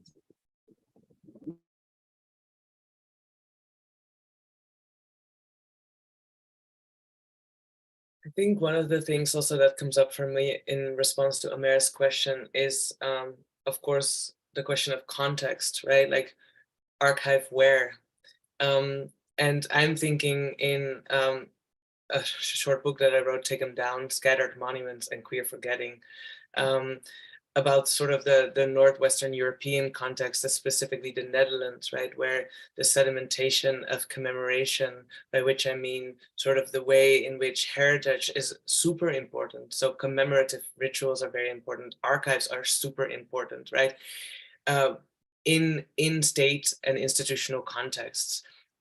So the way in which one could use memory or commemoration as a way to sort of increase authority, right? So if one can prove that we have existed as queer people, for example, throughout centuries, then suddenly thereby our value is recognized.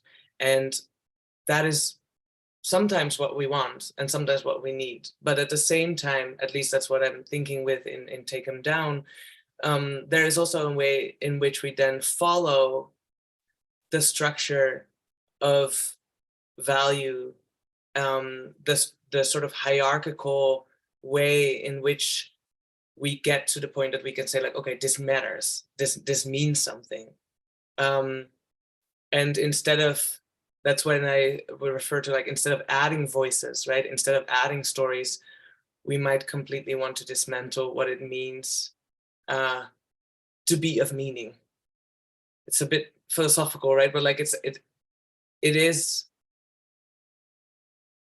when we have to be documented in the archive in order to be worthy of life, we're still caught up and never complete, right? There's always going to be exclusion. And for me, the sort of question that came up also in the idea of dreams that Pamina said, right? What does it mean, for example, to have dreams at night that cannot be documented, right? Which feels like such a hint towards a kind of like anti-capitalist, because you cannot make produce of those dreams or something, right? Like they're not valuable in the material worlds. They cannot be sold. Well, that's not true if you live in the US. Dreams can definitely be sold. But what does it mean to fight for that immateriality, while at the same time fighting for materiality, which we saw so pointedly in the Archival of Zirve that Lalu shared, for example, right? Like, we want our friends to continue living. And I think maybe that would bring me to a question of space, which all of you mentioned, right? Like on the one hand, Lani referring to your bed/desk, which, you know, we already can feel the crampedness of that space. But at the same time also referring to living in a dojo, and that being a space where people come through, where people practice and where people live. Pamina mentioning, you know, the no cubicle, the shelter that the archive became. Lalu, right, the film festival needing spaces to screen film, but also the cinemas that have been gentrified out of Istanbul, the way in which sex spaces for public sex cannot exist anymore.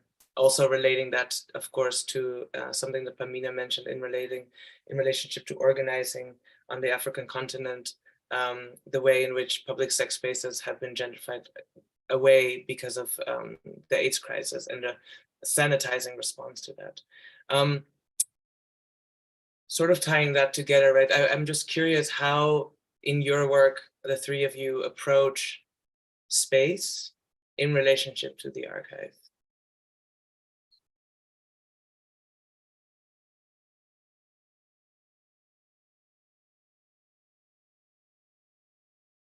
I can respond to that. I think about space as my kind of primary concern when I think about archiving. I look at archives all over the place, many of which I can't understand the material, I can't read it, or, you know, I'd have to translate it. And so I'm often kind of less invested in the material in a very particular kind of way. I'm invested for the space to exist, for people to, again, hang out and engage with the material. And it's that shared space. I think spending all of my adult life in between New York and the Bay Area, which are two cities that have been heavily gentrified, meaning like we've just barely grasped at space. In 2015, the archive that I'm a part of was evicted with very short notice, and we had to find new space with a 30-day notice, which is very difficult in New York. So I think I've spent a lot of time trying to think about what does it mean to have space to make this material accessible to people. And that is, I mean, that in the end, that's what I ended up writing my dissertation on, is looking at different places and the different tactics and strategies that we as counter-institutional spaces use to maintain our space against mostly gentrification, but, you know, other forms of displacement, which we're seeing now with, you know, we're talking about today about a lot of different kinds of violence that isn't just the market-driven gentrification model that pushes us out of the city or out of the spaces that we have inhabited before. And I think what I find is like we're in a very particular moment where the kind of punk aesthetic that I showed you here, that, you know, that really embodied like a a countercultural push to not sell out and not relate to the institution anyway doesn't exist anymore because of the kinds of violences that we're talking about. And so we have to think very strategically and tactically about our relationships with institutions, how they can support us. And that looks that looks different, in at least in my research, that looks different in every site that I look at. But it's as long as it remains a kind of clear negotiation, like a clear strategic line, then I find people's goal is to maintain some semblance of control, is such a fraught word, but kind of control over the narratives and the not even the narratives, but just the way the material is presented and represented. And that as long as that's sort of what people are thinking about, then those strategic decisions become just part of the politic that we're engaging for space.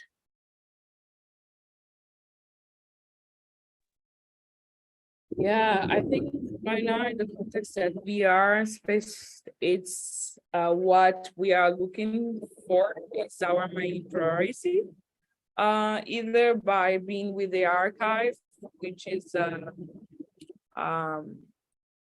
queer, LBQ, LB, PIQ response, but also as the other collective that I'm part, which is an artivist collective. Because of the Angola context, because we are starting, we also looking for creating that place where people can hang out and become a community without the pressure of naming itself as a community, but becoming a community. And I also wanted to go back to something that I think it was Lani that said, giving people tools. So that's one of our main focus as well, to make knowledge and the tools accessible. And for that, space is at the core center of how we can create that. When it comes to Saarloos, I don't see right now the space is the physical, it's the website. The archive is the website. But I don't see it as something that I'm gonna maintain for a very long time. So right now, I feel that Saarloos is gonna be entranced into this whole idea of eating together, which is food as a way of creating, at looking at each other and creating some kind of connection. And for that, you don't usually need a whole structure of space. You need, I don't know how you call it in English, uma esteira, like a mat, and then you need to sit and eat. So I'm gonna be traveling to the country looking for the mushrooms. And I'm gonna engage with communities, and we are doing like a food project that is gonna collect all the local products. So I'm very excited for that. So for Saarloos, the archive for me is gonna disappear, and it's gonna become the lunches, the food engage. And for that, I don't feel you need always a physical space. Yeah.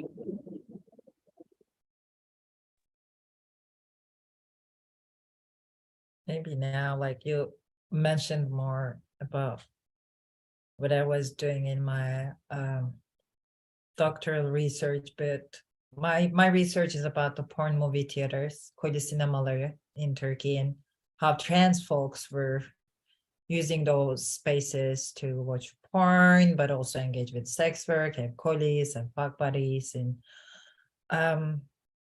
and I think at the beginning, when I was thinking about those sex cinemas, colis cinemas. I was thinking, because it was represented in that way, it was like they were always sold out as quote unquote men only.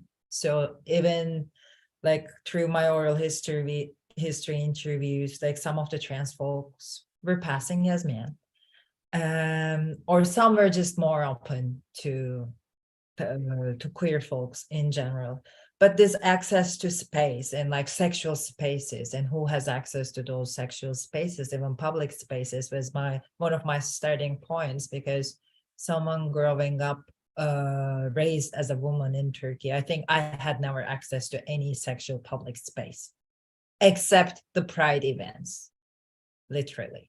Or Lambda, back then I talked with people, we're screening some porns, for example, through a period. So that was, we had to create those spaces for ourselves through the communities. And that there is a reality now that unfortunately we lost almost all our spaces. Like even before the pandemic, but especially after the pandemic, like one of the nightclubs that was gathering the community, that was like a training space for the queer performance, but we were having the parties, sometimes having the film screenings, which was a space full of memory. Like this is, we lost a lot of those spaces. And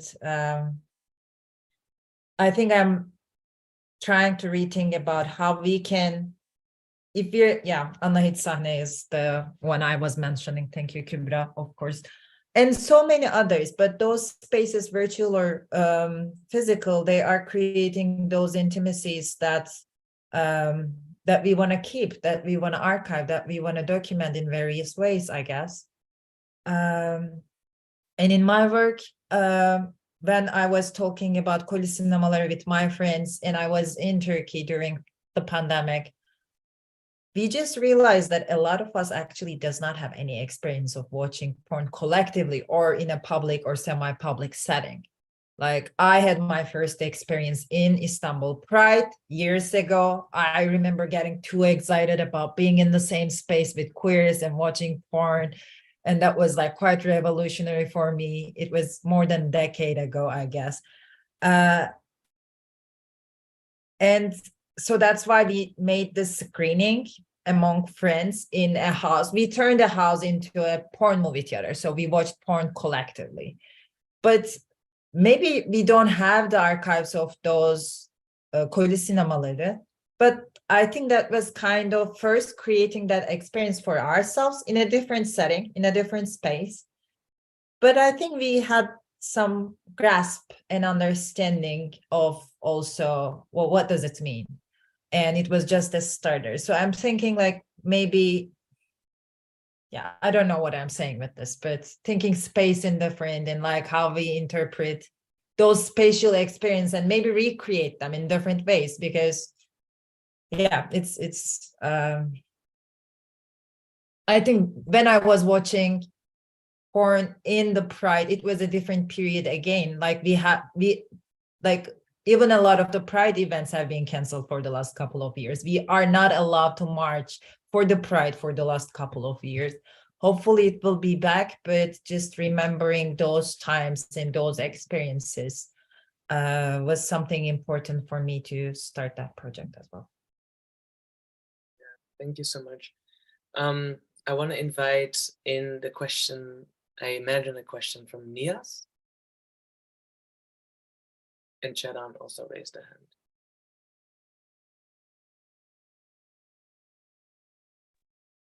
Bana mı söz verdiniz? Duyamadım ama. Konuşayım mı? Konuş Niyazcığım. Merhaba Kübra. Ya ben hem biraz hani Ömer'in sorduğu sorular üzerinden hem de bu son olarak biraz hani Anahit ve mekanlardan yola çıkarak biraz Lambda'nın arşivinden bahsetmek istiyorum. Bir 2 sene önce ben de Lambda'nın arşivi üzerine bir çalışma yaptım. Lambda İstanbul, hani İstanbul'daki en eski örgütlerden biri. 93'te kurulan bir Lubunya örgütü. 2016'dan beri de bir mekanı yok.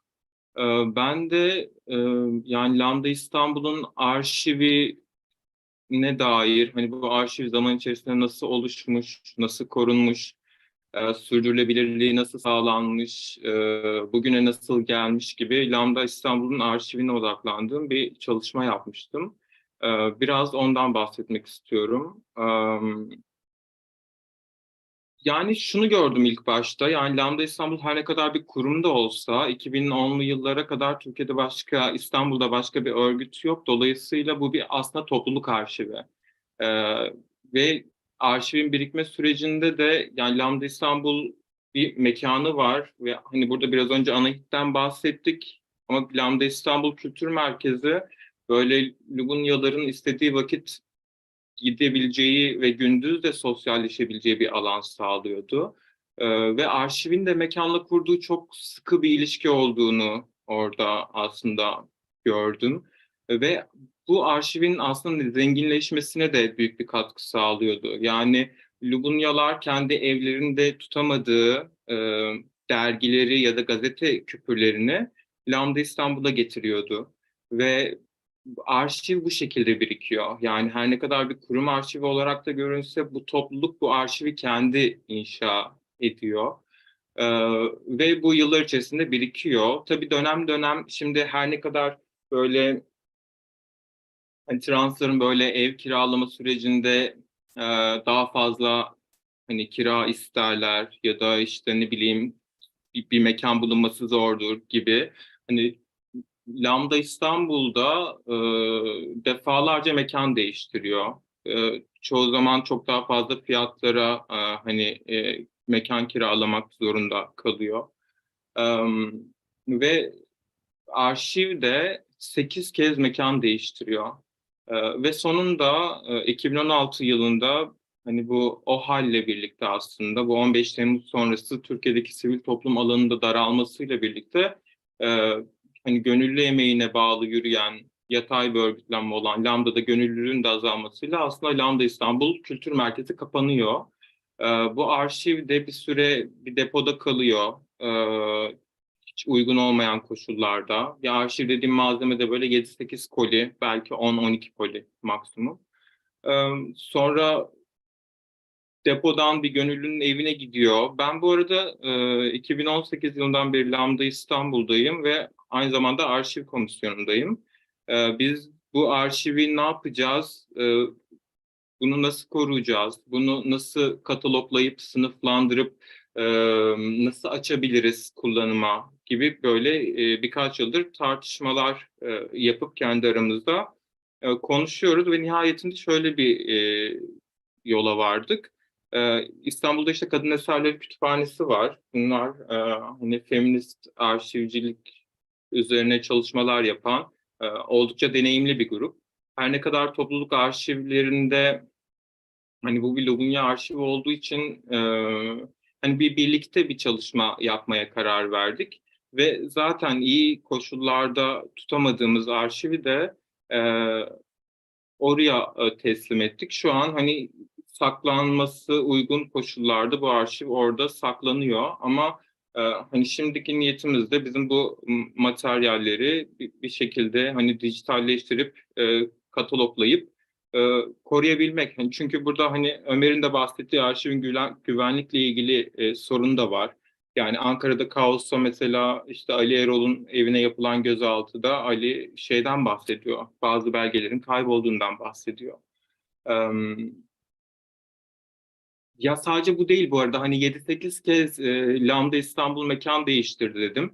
Her bu mekanlar değiştiğinde ya da dönem dönem Lambda içerisindeki yapılan temizliklerde neyin arşiv, hangi materyalin arşiv olduğunu insanlar aslında o anki orada bulunanlar karar verdiğinden aslında birçok arşiv materyalinde e, atıldığını fark ettik. Bununla birlikte bence Lubunya arşivlerinin şu özelliği de çok önemli. Yani arşivde olan şeyler kadar olmayan şeyler de bize çok fazla şey söylüyor. Yani Lubunyalar özelinde bir görünürlük meselesi var.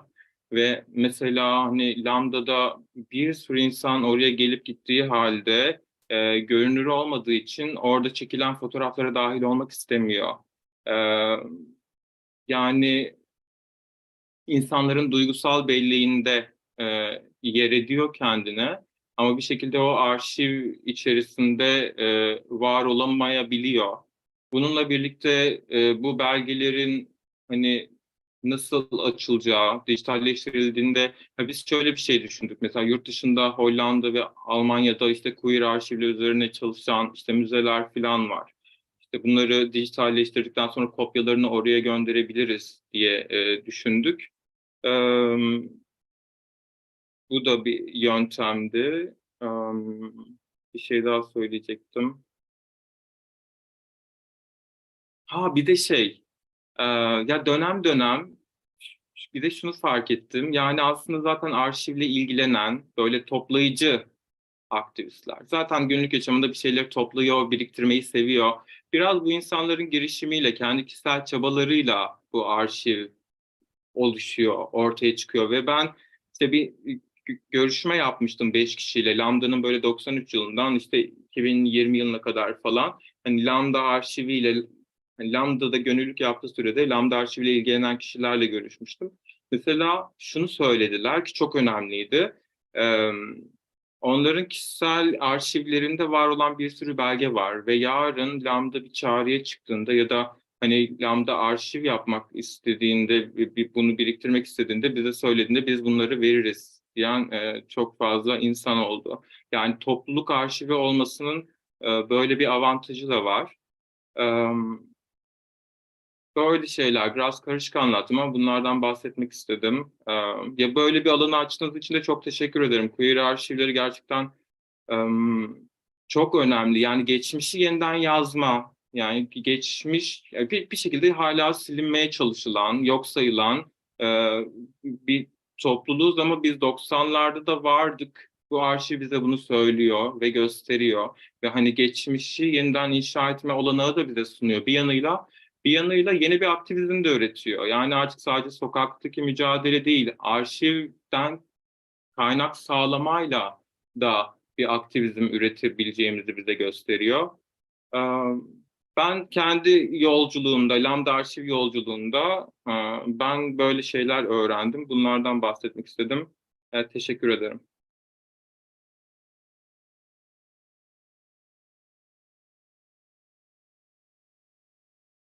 Yeah, I tried to summarize a little in the chat box.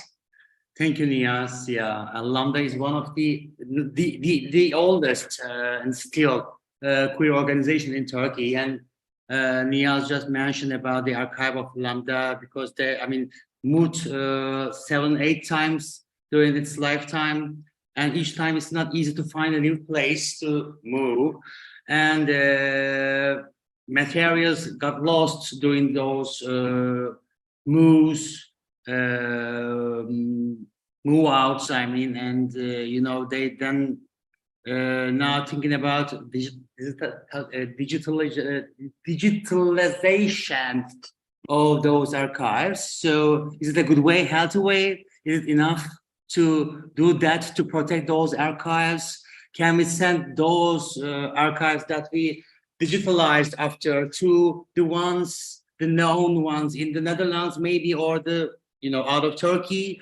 Is it also a way to protect them? What are the ways to protect our archives if we cannot protect them in our country? So those were the questions that I pick up from Nia's speech. Thank you. Thank you so much, Dedem.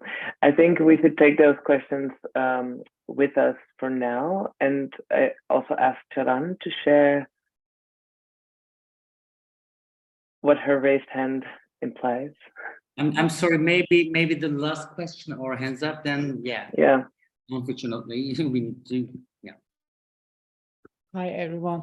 I just wanted to also comment or question one thing, like my usual ongoing thought about also I think it's both related to preservation and space in terms of archive, because as an artist also working with visuals, And as an artist who describes her work in a way that I'm like archiving our stories for us, that's my ongoing question, how our archives also take space while we are living them, and how we preserve that space, and what are the strategies around it. And I was like, I wanted to open up that. Thank you.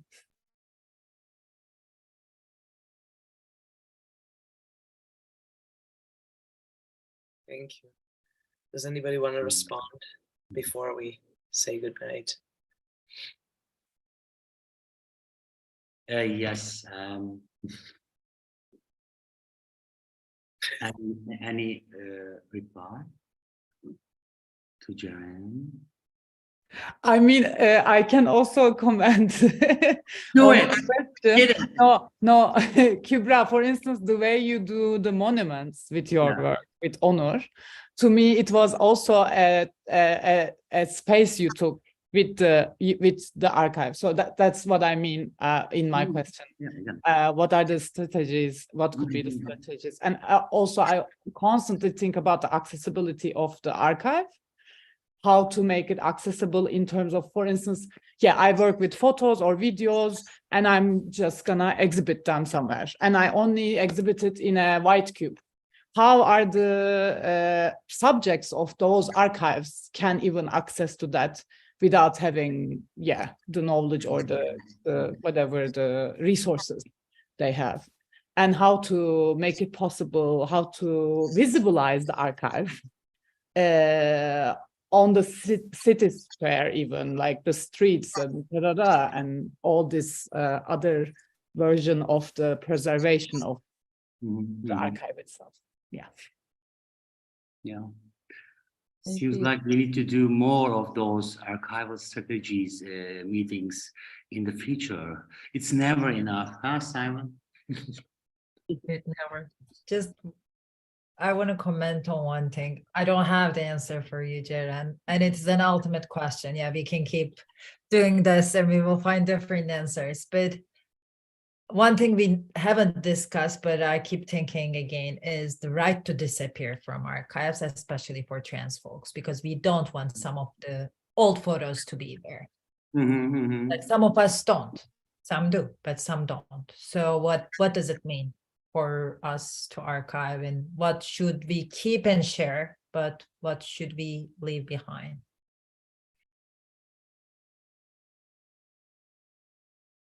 Thank you, Lalujo.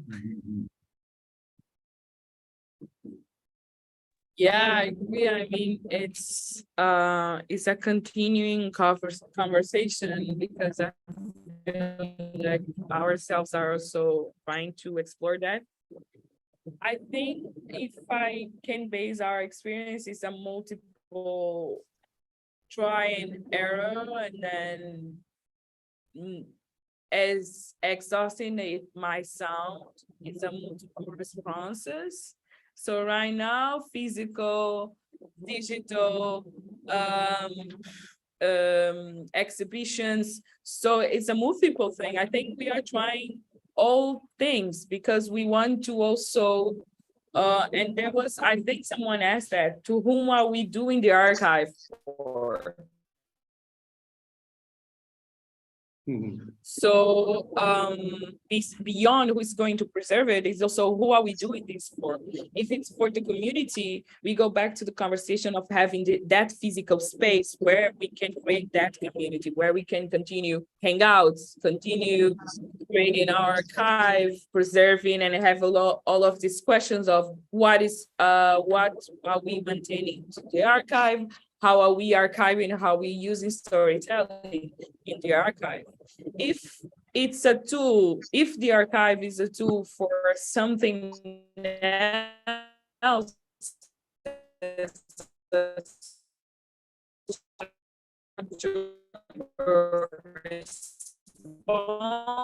to the violence that we face, I think for me the question goes back to who are we doing the archive for?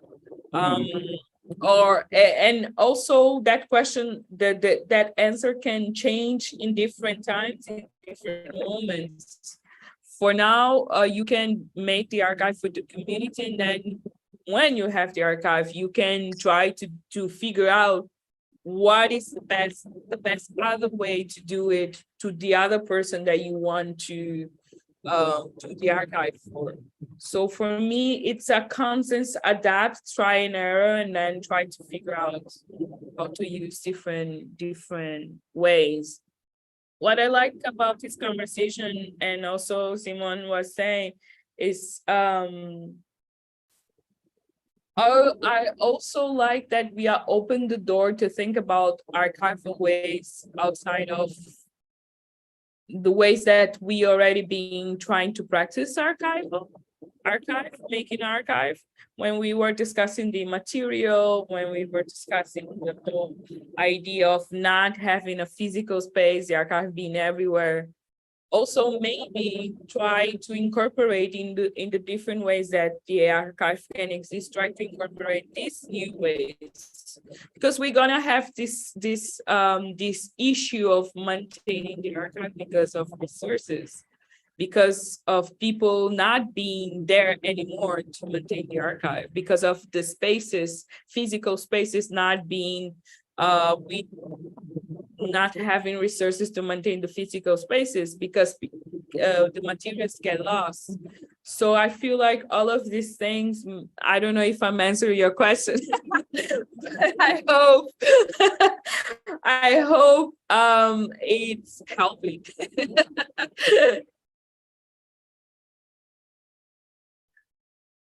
Wonderful. Okay, amazing. I have a dream to speak with Pamina, which is that this was our first conversation of the fourth iteration of Through the Window, but I want this really to be the first conversation of many, many queer archival strategies to come. I'm putting it out in the ether. It's recorded, it's archived, so who knows what will happen. I have so many notes. And I really, really look forward to continuing this. Big thanks to everybody here, Lani, Hanna, Lalu Ozban, Pamina, Sebastião. Of course, to my booths, Kubra and Omer. Translation by Bekir, thank you so much. Want to shout outs to Dilara there at the Prince Claus Fund. In green, we see you. And well, hi. Well, and Dilara, and I can't. Emma, is it you? Yeah. Hey.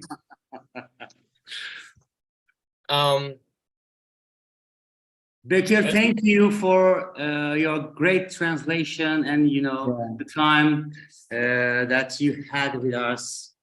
Hope more in the near future together again. Yeah. Thank you. See you again. Yes, Simon. Yeah, I can't wait to hang out with you all. That's how that feels. When it comes to close it, yes. I never can. So please, people, start to do that. I will be the last one. Go, let's go. Hope to see you soon again in June when we open our exhibition the same day.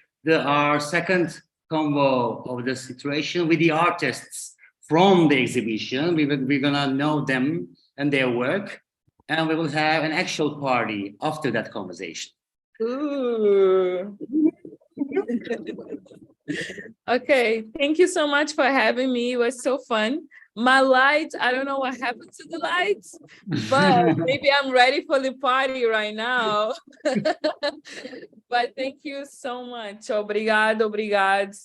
And yeah, it was such lovely conversation. I wrote down a lot of things. So yeah, thank you. Thank you. It's so nice to talk to you all. Ay, okyanus bitmeden ekleme yapabilir miyim demiş ama okyanus burada mı acaba? Evet, buradayım.